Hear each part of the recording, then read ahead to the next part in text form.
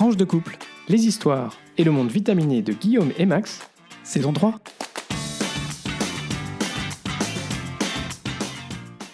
Bonjour, bonsoir, nous sommes Max et Guillaume et nous sommes très heureux de vous retrouver pour ce 15e épisode de la saison 3 de Tranche de couple, épisode qu'on a choisi d'intituler l'épisode embourbé.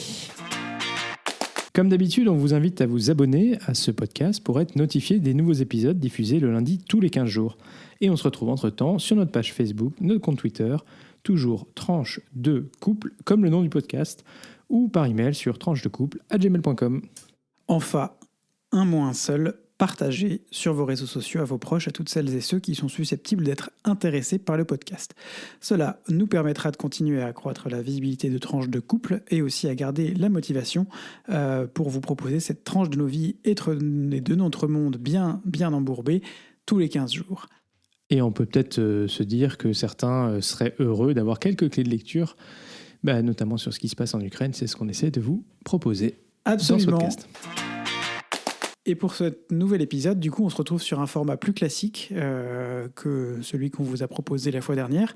Max, on va commencer par un petit retour sur ce qui se passe encore aujourd'hui en Ukraine. Exactement, merci Guillaume. On s'est dit qu'on allait revenir sur le sujet de l'épisode 14, la guerre en Ukraine, qui continue effectivement.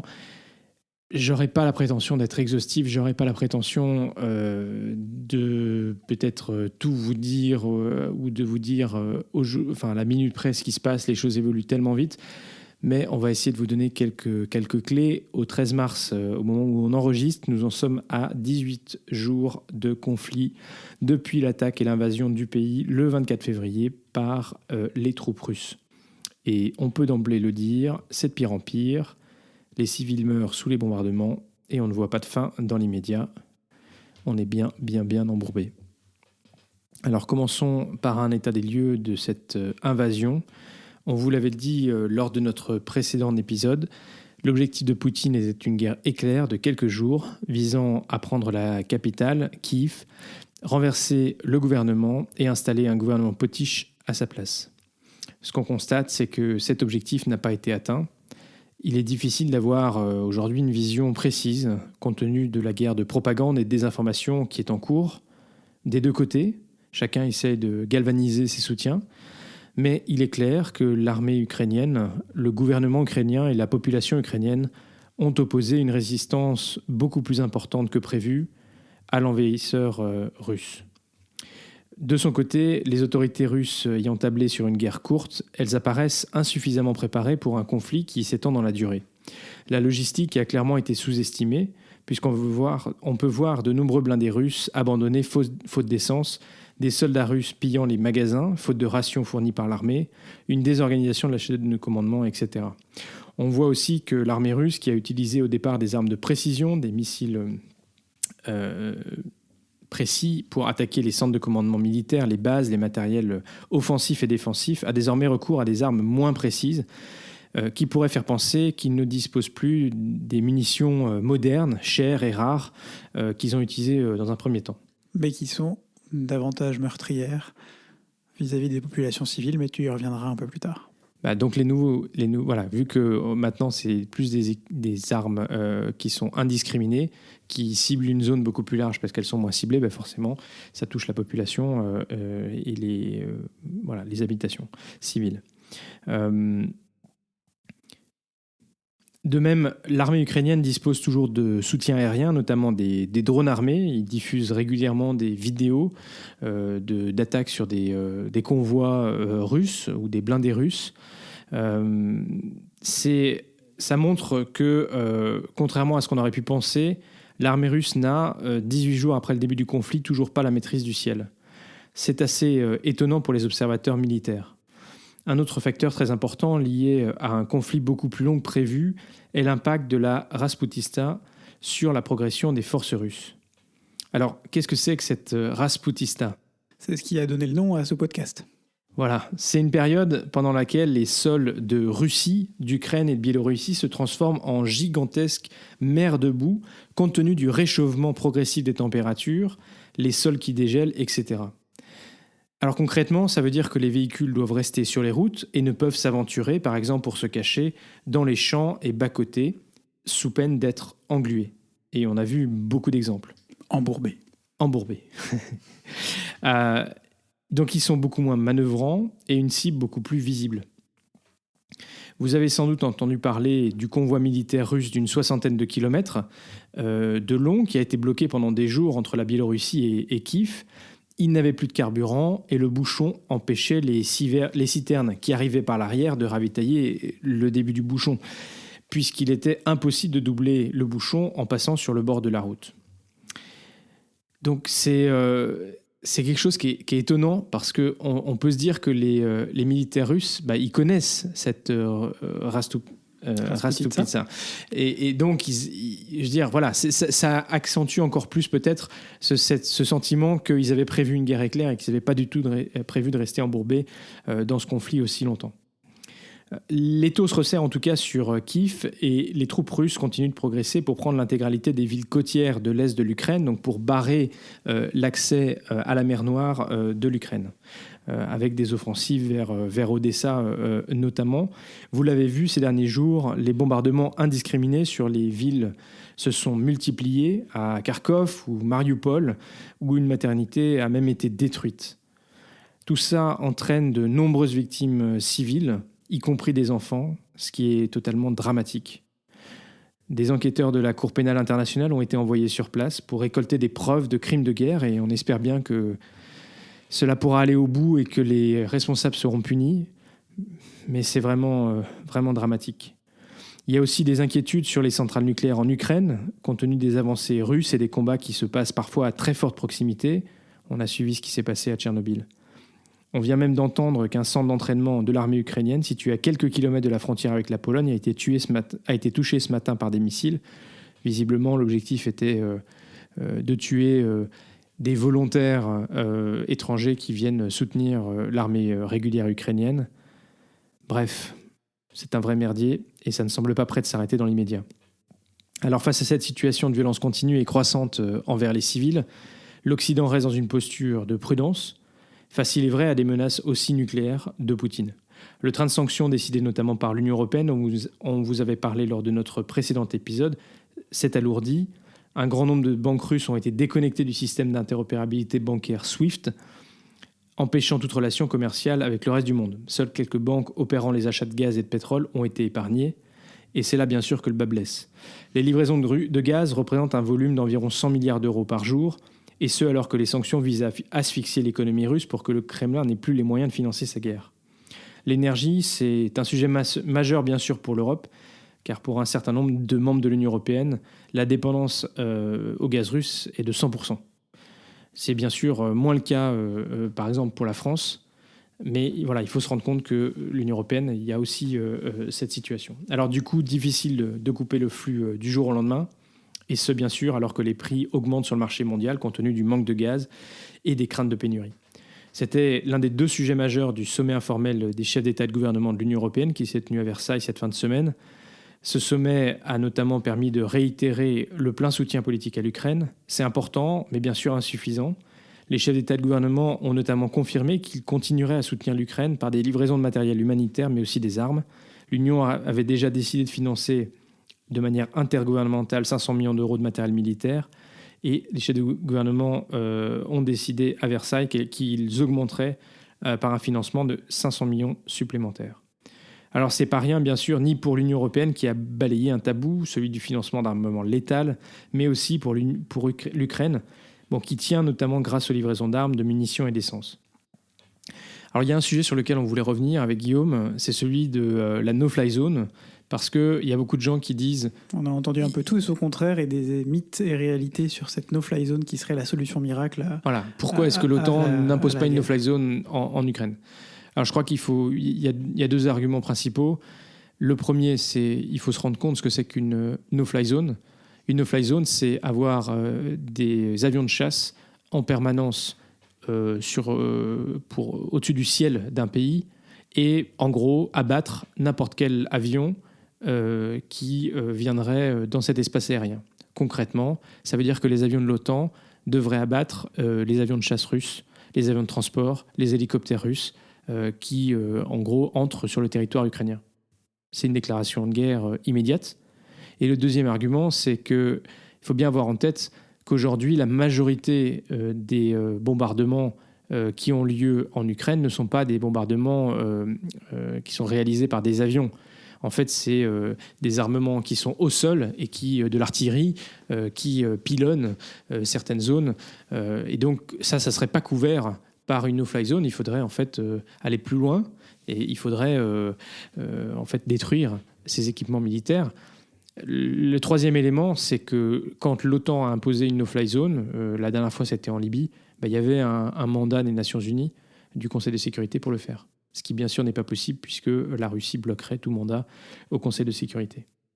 Alors le problème, c'est que bien sûr l'Occident affiche ouvertement qu'elle ne veut pas rentrer en conflit direct avec Moscou, qu'elle n'interviendra pas militairement en Ukraine. Du coup, les Russes se sentent libres, non contraints, et on a le sentiment que les choses vont continuer à s'escalader. Les experts, certains responsables politiques ont déjà affiché leur crainte que les Russes commencent à utiliser des armes chimiques et bactériologiques en Ukraine, ce qui serait bien sûr atroce. Alors on reviendra sans doute dans un autre épisode sur les flux de réfugiés extrêmement importants en provenance d'Ukraine. À ce stade, plus de 2 millions de réfugiés ont déjà fui l'Ukraine et ça n'est pas prêt de s'arrêter. Certaines estimations disent qu'il y aura près de 7 millions de réfugiés ukrainiens qui pourraient arriver à terme dans l'Union européenne. Je dois dire que je suis extrêmement positivement surpris de l'accueil qui est fait à ces populations, en particulier par les pays frontaliers. Surpris parce que les vagues de réfugiés précédentes, qui venaient de Syrie, d'Afghanistan, n'avaient pas été bien accueillies par ces pays de l'Est de l'Union européenne. Alors vous me direz, c'est différent, car ce sont des populations qui sont plus proches géographiquement. Et culturellement. Et culturellement, certes. Mais précédemment, il s'agissait aussi d'accueillir des populations qui fuyaient la guerre dans leur pays. Absolument.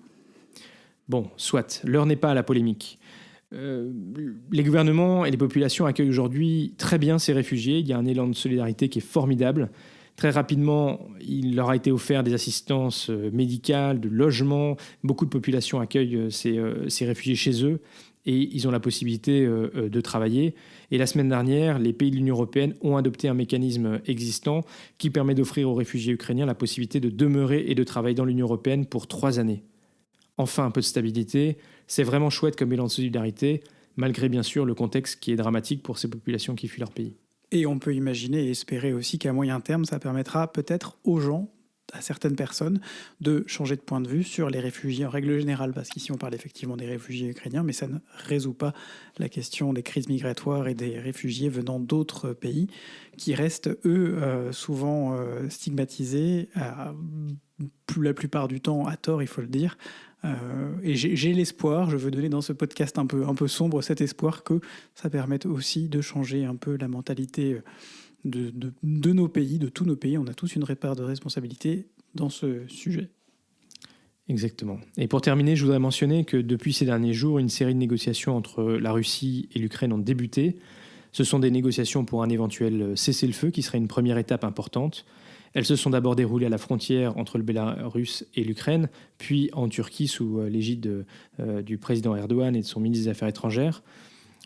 Sans succès pour l'instant, certains annoncent que des négociations pourraient également se tenir en Israël, un pays qui est resté relativement neutre dans le conflit actuel, compte tenu des proximités d'Israël avec la Russie, qui cherche sur un autre dossier en Moscou un allié pour empêcher un nouvel accord avec l'Iran. Et aussi parce que le président ukrainien est de confession juive et il en a appelé au Premier ministre israélien. Certains disent que si les Russes proposent ces discussions, c'est qu'ils cherchent une voie de sortie au moment où leurs forces armées sont en difficulté en Ukraine. Voilà, on l'a mentionné un peu plus haut. Mais pour autant, dans tout exercice diplomatique, il faut donner aux deux parties un moyen de sauver la face. Alors, sur quoi faire compromis dès lors si on arrive à dépasser les demandes exigeantes des deux parties, c'est-à-dire que la Russie qui demande la démilitarisation du pays, la neutralité, la cession de tout le Donbass et la Crimée. L'Ukraine qui, bien sûr, demande à retrouver la pleine souveraineté sur le territoire entier de l'Ukraine. Impossible pour Zelensky, à mon avis, d'accepter une Ukraine neutre qui ne rentrerait pas dans l'Union européenne et dans l'OTAN. Ce serait nier le droit du peuple ukrainien de décider souverainement de son destin et aller à l'encontre du programme sur lequel Zelensky a été élu. Cette guerre n'aura de fait que renforcer la volonté du peuple ukrainien de s'arrimer à l'ouest.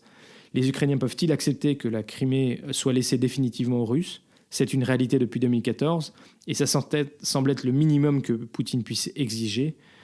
Quid des régions occupées par les milices pro-russes depuis 2014 ? Les fameuses républiques sécessionnistes reconnues par la Russie avant le début du conflit. Pas facile donc, mais la diplomatie est la seule voie de sortie à court terme parce que on ne voit pas que finalement l'une des deux parties va gagner facilement, rapidement, prochainement cette guerre. Voilà, je suis désolé d'avoir été un peu long, mais ça nous semblait important. C'était fait avec le cœur. Voilà, de revenir là-dessus et de continuer à vous donner quelques clés.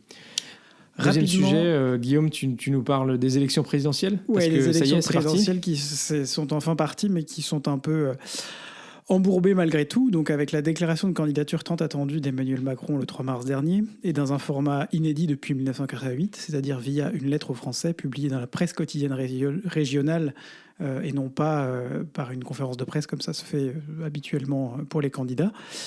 Puis la publication par le Conseil constitutionnel le 8 mars des noms des 12 candidats retenus, la course à la présidence de la République a enfin pu démarrer complètement.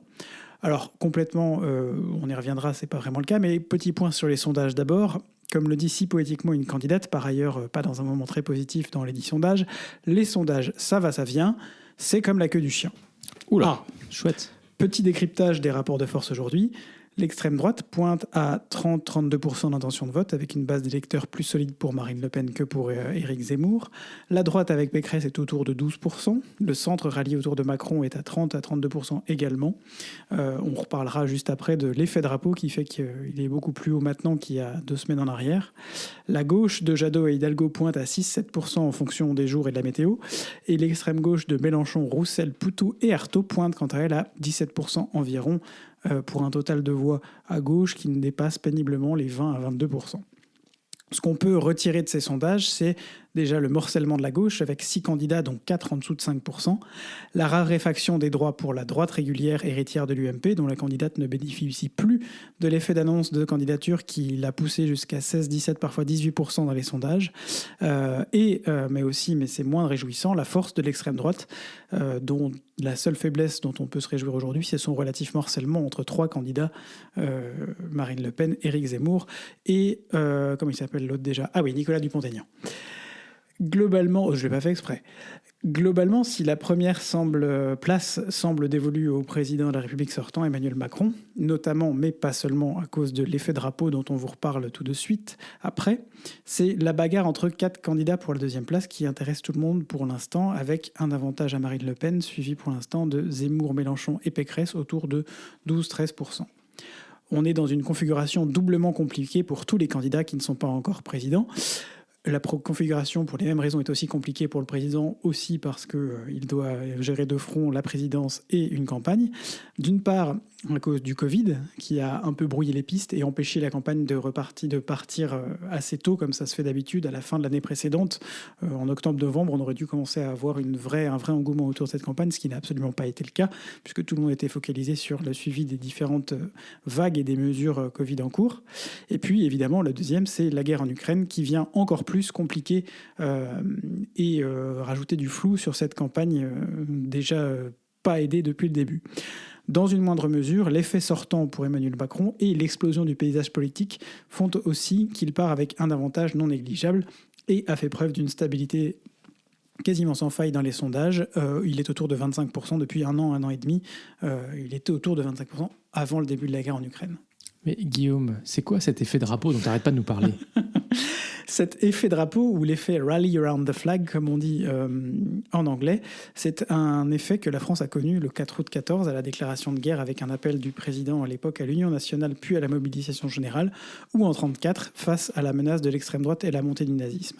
En principe, c'est un effet qui a lieu dans un moment de crise où on compte sur la solidarité et l'Union nationale et où l'on donne une sorte de prime, un bonus au gouvernement en place, en plus de l'unité nationale, pour gérer cette crise, parce qu'il paraît être le mieux à même de le faire, puisqu'il est déjà en place, et surtout qu'on n'a pas envie, il y a une forme de psychologiquement, de ne pas avoir envie de compliquer encore plus les choses en changeant d'interlocuteur au milieu d'une crise.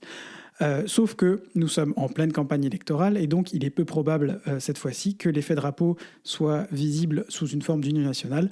On le voit essentiellement aujourd'hui dans les sondages, puisque Emmanuel Macron est passé de 24 à 25%. Aujourd'hui, il est entre 30 et 33%, et il a augmenté seulement dans les 2 dernières semaines de 7 à 8 points en fonction des instituts. Ça, c'est l'effet drapeau. On l'a vu, par exemple, aussi aux États-Unis après le 11 septembre. C'est quelque chose qui s'explique, qui se voit systématiquement en cas de crise, et voilà, je ne sais pas si c'est explicable, mais en tout cas, c'est de fait une théorie qui se retrouve. Attention cependant, cet effet drapeau est temporaire. Le jour où la menace s'atténue, en l'occurrence le jour où ici la guerre en Ukraine cessera, où l'intensité du conflit baissera, en tout cas où l'implication de la France sera moindre, je ne vois pas ça arriver tout de suite, mais enfin bref, cet effet drapeau et de ralliement autour du candidat, du président en place, baissera et posera la question de est-ce qu'il n'a pas été élu à cause de cet effet justement. La stabilité dont il bénéficie, dont je vous parlais plus haut dans les sondages en cas de réélection, lui donne une base de départ assez solide qui devrait éviter qu'on parte uniquement sur cet argument-là pour justifier qu'il ait été mal élu, entre guillemets. Bon, même si en 2017, déjà, il y a des gens qui disaient qu'il avait été mal élu. Donc, absolument. Donc, de toute façon, il avait l'habitude. On n'en est pas encore là. La crainte justifiée concernant la campagne reste celle de se retrouver avec une non-campagne cependant et un ou une élue qui serait tout au long de son mandat considéré, comme je le disais, comme mal élu. Mais c'est aussi que certains sujets cruciaux, même s'ils paraissent secondaires aujourd'hui, comme le climat, et en fait surtout le climat, sont complètement absents dans une France déjà fortement obnubilée en règle générale par les enjeux de sécurité intérieure et aujourd'hui extérieure. Par ailleurs, on peut aussi regretter que ce sujet soit porté de façon relativement caricaturale par le parti qui devrait le porter le mieux, c'est-à-dire les Verts. Mais, et c'est une note de la rédaction peu indépendante, très personnelle que je donne, c'est une habitude manifestement, pas seulement en France pour ces partis, d'être un peu plus dans la caricature que dans l'avancée. On pourrait vous parler du gaz allemand, mais on ne va pas le faire, c'est pas l'endroit. Peut-être que ce sera l'occasion d'en reparler. Et du charbon, on en reparlera peut-être dans un épisode prochain. En tout cas, au-delà du seul cas du président de la République, il serait peut-être bon de se poser la question des individus et individualités qu'on envoie pour être candidats et de leur propension à rassembler ou non. Dans un paysage politique où les alliances de droite et de gauche sont désormais du passé et où la seule tendance centriste, et encore pour l'instant, on ne sait pas combien de temps ça va durer, avec La République En Marche, le Modem et Horizon entre autres, semble pouvoir exister. Il serait important pour les partis de se rappeler que sous la Ve République, et a fortiori entre 1980 et avec le premier mandat de Mitterrand et 2017, chaque alternance droite-gauche n'a pu se faire qu'à l'aune de la combinaison d'une alliance entre les principaux partis de chaque côté et dès le premier tour, et d'un candidat suffisamment charismatique et malin pour nourrir cette alliance tout au long de la campagne. Charismatique. Ah oui, pardon. Je vous propose, on peut faire un petit travaux pratique. Qui est charismatique dans les 12 candidats qui se sont présentés? Vous avez 6 heures. Il faudra bien tout ça, je pense. Ah bah si, je pense que Jean-Luc a une vraie personnalité. Après, je pense que effectivement, d'un point de vue tout à fait subjectif, mais objectif de fait, puisque c'est la personnalité à gauche qui ressort, Jean-Luc Mélenchon est probablement une des personnalités les plus charismatiques, avec de l'autre côté Marine Le Pen et Zemmour. Je ne parle pas de Emmanuel Macron qui est dans une autre situation puisqu'il est déjà président, mais voilà, on se demande un peu où sont passées la droite et la gauche traditionnelle en France aujourd'hui. C'est le centre. Le centre plus fort a finalement fait émerger les extrêmes, et donc ce qui est entre les deux, ça a été complètement délaissé. Merci Guillaume pour ce point sur les élections présidentielles. C'est vrai qu'il ne faudrait pas qu'on oublie quand même qu'il y a un moment démocratique important pour la France. C'est une fois tous les 5 ans seulement. Et que toutes les Françaises et tous les Français doivent aller voter. C'est important. Voilà. Et je rappelle à toutes fins utiles qu'on n'est pas obligé de se retrouver à 100% dans les propositions d'un candidat ou d'une candidate pour voter pour lui ou pour elle. C'est difficile. Mais que parfois, il faut savoir mettre certains de ces... Moi, je l'ai fait à toutes les élections auxquelles j'ai voté depuis que j'ai 18 ans. Mettre certaines de ces convictions un peu de côté en se disant que voilà, on va quand même voter et on va faire entendre sa voix. Alors, ce qui sera intéressant aussi, c'est bien sûr les élections législatives. Parce que peut-être que les choses seront un peu plus ouvertes que pour le scrutin présidentiel. Voilà, ça ne sera pas inintéressant, je pense. Voilà. Voyons voir. Bon, merci Guillaume pour tout ça. Tu nous fais un petit point Belgitude, Luxembourgitude aujourd'hui ?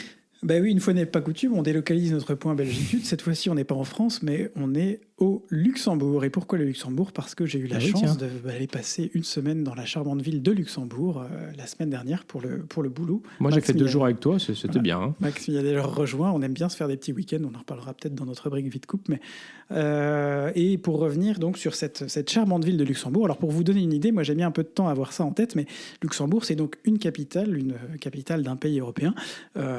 Mais en fait, c'est une ville qui fait 124 000 habitants. Alors, pour vous donner un point de comparaison, c'est à mi-chemin entre Boulogne-Billancourt, qui fait 121 000 habitants, et l'agglomération, la ville Nouvelle-d'Annecy, qui aujourd'hui fait 128 000 habitants en France. On n'est donc pas sur une ville, une mégacité, quoi.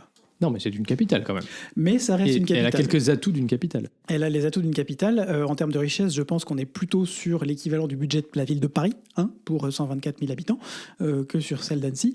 On est quand même dans un pays qui est relativement riche, relativement propre. On se retrouve un peu en Suisse, dans certains cantons, à certains moments quand on se balade dans Luxembourg. C'est une très belle petite ville. On a quand même passé un bon bout de temps. Je ne peux que vous conseiller les différentes balades à faire dans la ville et autour qui permettent de découvrir un peu cette ville vallonnée et la rivière qui passe à ses pieds. Et ce qui est très chouette, c'est que les transports en commun, en fait, à Luxembourg, mais finalement dans tout le Luxembourg, sont gratuits. Et donc, ça vous encourage aussi à poser votre voiture si vous êtes venu en voiture ou à venir directement en train et à profiter en fait de ces transports gratuits dans la ville, notamment le tram, vous permet de vous balader quand même pas mal d'endroits, ou le bus. Ça, c'est un vrai avantage. Tout à fait. C'est une décision qui a été prise au début de l'année 2020 et qui fait du Luxembourg le premier pays du monde à rendre ses transports en commun intégralement gratuits sur l'ensemble du territoire. Alors moi, je pourrais vous parler un peu plus des structures culturelles de Luxembourg et notamment du Grand Théâtre qui propose une programmation culturelle digne d'un opéra ou d'un ballet ou même d'un théâtre classique presque parisien, avec évidemment moins de représentation puisqu'il y a un bassin de population un peu moins important à toucher. Et surtout beaucoup moins cher. Et sur les prix des places sont beaucoup moins chers. Des prix de place beaucoup plus effectivement démocratiques que ce qu'on peut trouver même ici à Bruxelles, où une place pour en première catégorie à la Monnaie, au Théâtre de la Monnaie, est plutôt autour de 140 €, alors que sur Luxembourg, on est plutôt sur 60-65 € pour voir le même opéra. Un petit tour qu'on a fait aussi au musée d'art moderne du Grand-Duc Jean, le MUDAM, comme ils disent, et un point particulier, big up particulier sur l'exposition autour de la photographe Zoé Léonard, Al Rio to the River, qui court du 26 février au 6 juin, qu'on vous encourage à aller voir. Très, très chouette. Une très belle exposition, très symbolique aussi. La photographe a en fait fait des photos d'un côté et de l'autre de la frontière mexicano-américaine, tout le long de la frontière, du Texas jusqu'à la Californie, pour nous donner un peu une impression et essayer de comprendre un peu une vision de chaque côté de ce qu'on voit quand on est d'un côté ou de l'autre de la frontière. Et on sait que cette frontière, ce mur qui était si cher à Donald Trump, a été aussi à un moment donné un point cristallisant de problèmes, et notamment en matière de droits humains, comme beaucoup de frontières qu'on a connues dans le passé et qu'on continue à connaître aujourd'hui. Et rien que pour ça, cette exposition est à voir.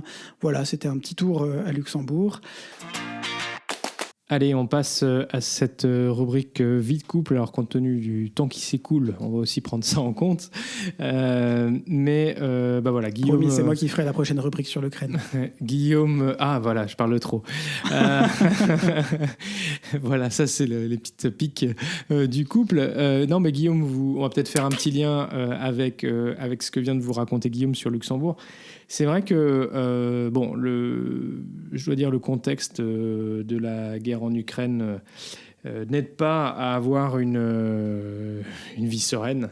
Et donc, je dois dire que j'ai beaucoup apprécié qu'on puisse avoir ce petit week-end tous les deux un petit peu délocalisé. Alors bon, il y a eu un prix à payer parce que Guillaume était absent toute la semaine. J'ai dormi dans un lit vide et froid toute la semaine. Mais c'est vrai que je crois que c'est important dans le couple de savoir de manière générale prendre des moments de respiration en dehors de son cadre habituel. On vous en avait parlé pendant le confinement, on avait eu l'occasion notamment de faire un week-end en Wallonie, alors que tout était un peu fermé. Ça avait été un week-end très particulier, mais on vous l'avait dit, ça nous a fait beaucoup de bien de nous retrouver un peu à l'extérieur dans un autre cadre. Et là, je dois dire que nous retrouver à Luxembourg, pouvoir aller se balader, il faisait beau, et juste se décentrer un petit peu, ça fait du bien. Je vous encourage, si vous êtes aussi dans un rythme effréné, et que parfois vous avez un petit peu du mal à retrouver ou à être dans votre vie de couple. À faire des pauses. Faire une en petite terrain pause. neutre. En terrain Deux neutre. choses importantes. Faire une pause, parce que c'est vrai que, comme tu le dis, Max, on ressent beaucoup la fatigue. Je pense qu'il y a une double fatigue, effectivement, psychologique et physique. Et un terrain neutre, c'est aussi un terrain où on n'est pas à la maison. On s'oblige à changer un peu son rythme, à se lever le matin sans avoir autour de soi toutes les choses qu'on pourrait faire à la maison. Un coup de nettoyage, un coup de rangement, un coup de course, un coup de machin, de lessive. Enfin bref. Alors, on va pas se mentir. On repousse certaines autres choses, mais c'est pas grave. On prend du temps pour soi et pour soi tout seul ou pour soi tous les deux. Et on prend le temps aussi de réfléchir et de se poser, de discuter. Et on a toujours mis la communication au centre de notre façon de faire, et aujourd'hui, plus que jamais, c'est important. Je ne dirais pas mieux. Voilà. Pour éviter que votre couple ne s'embourbe, ou que votre personnalité ne s'embourbe si vous n'êtes pas en couple aussi, et pour vous réconcilier avec vous-même et votre autre moi en face de vous. Ouais, non, là, ça devient très philosophique quand même. Bon, alors par ailleurs, on doit dire que pour nous, là, depuis, je pense que le mois de février-mars, ça a été aussi une accélération du tempo personnel. Et puis, globalement, on voit aussi qu'avec les beaux jours et tout ça, le calendrier, on a l'impression de revenir un petit peu à des calendriers très chargés. Aussi au plan personnel, on voit que les week-ends se remplissent. Et donc, c'est important de savoir aussi prendre soin de vous. Et Guillaume, on a décidé d'essayer de se coucher un peu plus tôt. On n'y arrive pas toujours. Mais visiblement, Guillaume l'a lu dans une rubrique. Absolument. J'ai lu quelque part qu'il fallait se coucher entre 22h et 23h pour ménager correctement ses heures de sommeil. Donc, c'est un peu l'objectif qu'on va se fixer. Je crois qu'on se l'a déjà fixé plusieurs fois au cours des années précédentes, mais c'est pas grave, on va se refixer une fois. Parce qu'hier soir, on s'est couché après 23h et je suis fatigué. Voilà, c'est tout ce que j'ai à dire. Voilà. Et alors, dans nos petits moments de couple, pour aussi, se retrouver, vous le savez, on vous l'a dit, je crois, dès le début, on aime faire la cuisine. Oui. Et ça faisait un petit moment qu'on n'avait pas fait de la cuisine plaisir, parce qu'on était plus dans la cuisine quotidienne. Guillaume a fait beaucoup de soupe tout cet hiver pour qu'on puisse manger des bons légumes, et puis voilà, la cuisine du quotidien. Et alors, ce week-end, c'est vrai, en plus j'adore faire la soupe. Oui, mais tu l'as fait très bien, c'est très chouette, j'apprécie beaucoup. Et donc, ce week-end, on a fait un petit peu de cuisine plaisir, des gâteaux et une brioche qu'on a mangé ce matin avec grand plaisir, et il en restera pour cette semaine. Brioche aux pralines, s'il vous plaît. Ah oui, voilà. Donc c'est aussi un Tiens, d'ailleurs, hommage. Faut qu'on rachète des pralines à Lyon, ça me fait penser, tu le mettras sur la liste de courses. C'est aussi un hommage à mon oncle, parce que c'est ma tante qui fait des brioches aux pralines, et c'est sa recette. Et donc voilà, c'est un petit clin d'œil aujourd'hui à Jean-Baptiste. Mais voilà, donc bien à tout le monde. Exactement. Et donc, c'est sympa aussi de pouvoir retrouver. Voilà, je vais me remettre à faire quelques pizzas maison aussi prochainement. Mais ça fait partie de nos espaces de respiration et nos espaces de respiration en commun. On cuisine en commun, on cuisine aussi chacun dans son coin. L'autre est un peu le commis. Mais c'est vrai que c'est quelque chose qu'on aime faire, et qui est très chouette dans notre vie de couple. Absolument. Mais bon, tout n'est pas... Parfois, on se prend un peu le nez aussi, Guillaume, c'est ça ? Ouais, non, parfois, on se chamaille un peu. Ça fait aussi partie de nous. C'est pas nouveau, on en a déjà parlé. Et quand on est fatigué en plus, en général, ça n'aide pas qu'on aborde des sujets parfois un peu touchy, un peu compliqués. On a tendance assez vite se prendre la tête. Mais on y travaille, au bout de 12 ans, toujours encore, je crois que c'est toujours la clé. Après, on parle vraiment de chamaillerie. On respire, voilà. On va éventuellement faire un petit tour, et puis après, on reprend le fil. Tout à fait. Allez, pour finir, Guillaume, rapidement. 2 minutes, un petit point sur... vous parlait de la guerre en Ukraine, et moi je voulais revenir sur ce qui a été fait au niveau... 2 choses culturelles au niveau de la culture et des artistes, notamment ukrainiens ou russes, dans ce contexte-là. La première chose, c'est de souligner une initiative des directeurs de plusieurs, d'un certain nombre de lieux culturels en France, mais ça existe aussi au niveau de l'Union européenne, notamment via le réseau Opéra Europa. C'est des initiatives pour accueillir des artistes ukrainiens contraints à la fuite dans leur théâtre. Alors on a le meilleur exemple, c'est celui de l'initiative prise par Anne Hidalgo, la maire de Paris, et Thomas Loriot-Prévost, le directeur du théâtre du Châtelet à Paris, d'accueillir en résidence le ballet de Kiev qui était en tournée à ce moment-là au Châtelet, qu'ils vont donc accueillir pour une durée indéterminée à Paris, le temps que la situation se stabilise en Ukraine et qu'ils puissent y retourner de façon sans mettre en danger leur vie. Il y a un certain nombre de directeurs et directrices qui ont mis en place, qui ont proposé la même chose. Majdi Wawad au Théâtre de la Colline, Olivier Py au Festival d'Avignon, Dominique Bluzet au Grand Théâtre de Provence. Enfin bref, on pourrait en citer beaucoup. Je citerai aussi l'initiative d'Anne Giao, qui est la directrice de l'Orchestre National de Lyon, qui a fait la même proposition via les Forces Musicales, qui sont une organisation, une association d'employeurs du spectacle vivant dans le domaine de la musique en France. Et le deuxième point, c'est de revenir très rapidement sur un sujet qui n'est pas encore tranché, mais qui est très important, c'est celui du statut des artistes russes vis-à-vis de cette guerre en Ukraine. On a beaucoup entendu parler d'artistes comme Gergiev, notamment dans la musique classique, Valéry Gergiev ou Anna Netrebko, soutien ouvert au président Poutine, qui n'ont pas condamné, qui n'ont pas souhaité condamner ouvertement la guerre en Ukraine et qui ont donc été déprogrammés d'un certain nombre de projets, de programmes, soit. C'est pas forcément... d'ailleurs, c'est plutôt... dans mon sens, c'est plutôt mérité, en tout cas c'est plutôt normal pour ne pas renforcer la communication et le soft power de la Russie à l'étranger plus que ce qu'il ne l'est aujourd'hui. Pour autant, il ne faut pas complètement supprimer la culture russe qui n'a rien à voir avec Vladimir Poutine, et on se retrouve parfois dans des situations un peu compliquées, comme celle du jeune pianiste de 20 ans, Alexander Malovev, qui vient de voir, qui malgré sa condamnation, il est russe, il a condamné ouvertement la guerre en Ukraine, il vient de voir ses concerts, notamment avec l'Orchestre Philharmonique de Montréal et la Vancouver Recital Society, annulés pour les 6 prochains mois. On est dans une situation compliquée, d'autant plus que un certain nombre de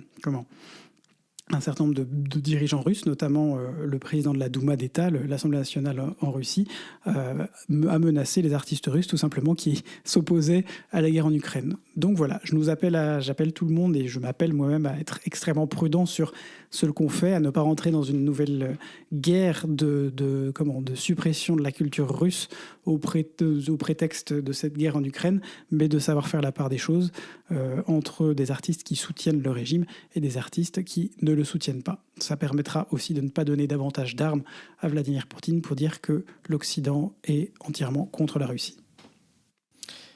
Merci Guillaume, et c'est déjà la fin de cet épisode, ce 15e épisode. Si ce podcast vous plaît, n'hésitez pas à le faire découvrir autour de vous. N'hésitez pas à mettre un commentaire sympathique et une note sur Apple Podcast, sur Spotify, à mettre un like sur YouTube ou un pouce bleu sur Facebook. Ça permettra bien sûr de nous faire plaisir et surtout d'accroître la visibilité du podcast. Alors, partagez. Ce podcast est diffusé le lundi tous les 15 jours ou le dimanche soir pour les plus pressés. Alors, prenez soin de vous. Prenez soin des autres d'ici au prochain épisode. Sortez masqué ou pas, comme vous le désirez, comme ça vous met à l'aise finalement. Gros bisous et à très vite pour de nouvelles tranches vitaminées.